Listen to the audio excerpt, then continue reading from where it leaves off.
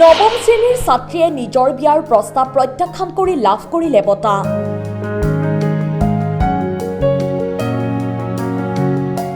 বাল্য বিবাহ প্ৰথাৰ বিৰুদ্ধে সাহসেৰে থিয় দিলে এগৰাকী ছাত্ৰীয়ে।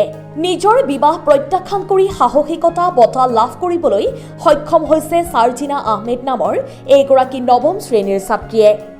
বদলা ৰাংগাপানী উচ্চ মাধ্যমিক বিদ্যালয়ত নৱম শ্ৰেণীত অধ্যয়নৰত মাতৃহীনা ছাৰ্জিনা আহমেদক লৈ গৌৰৱান্বিত বিদ্যালয় কৰ্তৃপক্ষ তথা অঞ্চলবাসী। কিছুদিন পূৰ্বে 16 বছৰ বয়সীয়া ছাৰ্জিনা আহমেদক পিতৃয়ে দৰা চাই বিবাহৰ বন্দোবস্ত কৰিছিল। বিবাহৰ বন্দোবস্ত কৰাৰ পিছৰে পৰাই কিশোৰীগৰাকীয়ে মুখ্যমন্ত্ৰী ডক্টৰ হিমন্ত বিশ্ব শৰ্মাৰ বাল্য বিবাহ বিৰোধী পদক্ষেপক সন্মান জনাই নিজৰ বিবাহৰ বিৰোধিতা কৰি বিদ্যালয়ৰ শিক্ষক শিক্ষয়িত্ৰীৰ কাষ চাপে। তেতিয়া বদলা ৰাংগাপানী উচ্চ মাধ্যমিক বিদ্যালয়ৰ বালিকা সুৰক্ষা মঞ্চই ছাৰ্জিনা আহমেদৰ বিবাহ বাতিল কৰিবলৈ সক্ষম হয়। তাৰ পিছতে বিদ্যালয়খনৰ বাৰ্ষিক অধিৱেশনৰ জৰিয়তে সাহসী ছাৰ্জিনা আহমেদক সাহসিকতা বঁটা প্ৰদান কৰে।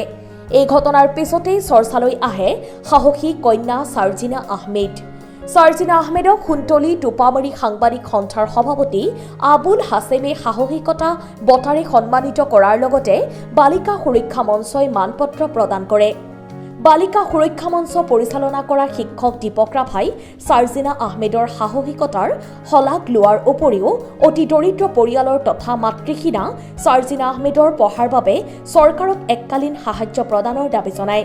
লগতে ছাৰ্জিনাক ৰাজ্যিক পৰ্যায়ৰ সাহসিকতা বঁটা প্ৰদানৰ পোষকতা কৰে।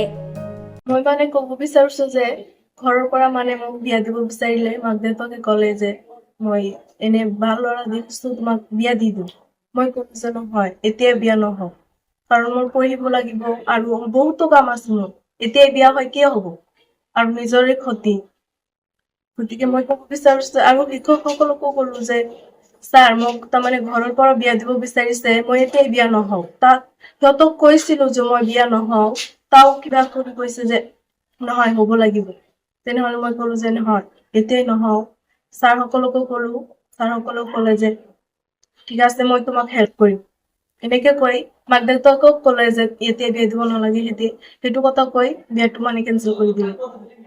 আৰু মই সকলোকে ক'ব বিচাৰিছো যে এতিয়াই সৰু বয়সতে বিয়া হৈ কোনো লাভ নাই। গতিকে সকলো ল'ৰা ছোৱালীক মই ক'ব বিচাৰিছো যে তোমালোকে পঢ়া আৰু ময়ো পঢ়িম, এতিয়াই বিয়া নহওক।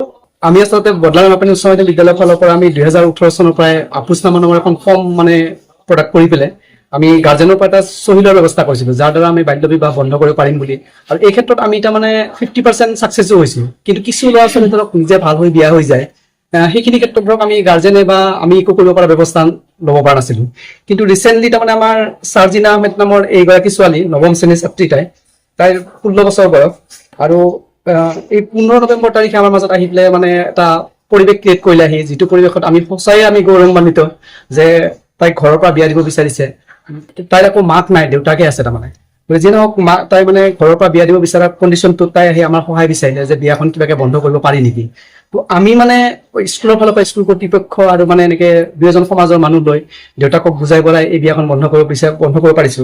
কিন্তু তাতকৈ ডাঙৰ কথা তাই এটা কথা ক'লে, যেতিয়া আমাক সহায় বিচাৰিলে যে পৰিয়ালৰ কিন্তু কোনো ধৰণৰ ক্ষতি হ'ব নালাগিব, মাক দেউতাক বা তেওঁলোকৰ পৰিয়াল বা ল'ৰাটোৰ ফালৰ পৰা পৰিয়ালৰ কোনো ক্ষতি হ'ব নালাগিব। গতিকে এই ক্ষতিখিনিক আমি বিবেচনা কৰি কোনো ধৰণৰ কেছ মামলা নকৰাকৈ আমি সমাজৰ পৰাই আমি বন্ধ কৰিব পাৰিছো। এয়া আমাৰ কাৰণে ডাঙৰ সফলতা পাই।